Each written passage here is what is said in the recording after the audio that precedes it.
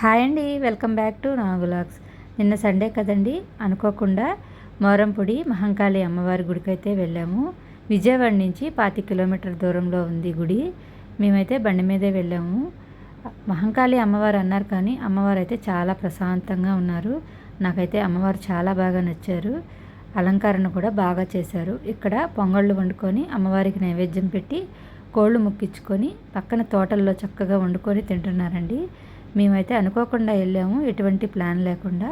ఇంకొకసారి అలాగా ప్లాన్ చేసుకొని రావాలనుకున్నాము. చుట్టూ సపోటా తోటలు, నిమ్మ తోటలు, పల్లెటూరి వాతావరణం కదా, చాలా ప్రశాంతంగా ఉంది. అక్కడ ఉన్నంతసేపు మైండ్లో అసలు ఎటువంటి ఆలోచనలు, బాధలు ఏమి అనిపించలేదు నాకైతే. మీకు కానీ ఈ గుడి వాతావరణం బాగా నచ్చితే తప్పకుండా ఒకసారి విజిట్ చేయండి. అమ్మవారు చాలా శక్తివంతమైన అమ్మవారంట, అందరూ చెప్తుంటే విన్నామండి. మా వీడియో నచ్చినట్టయితే లైక్ చేయండి, షేర్ చేయండి, సబ్స్క్రైబ్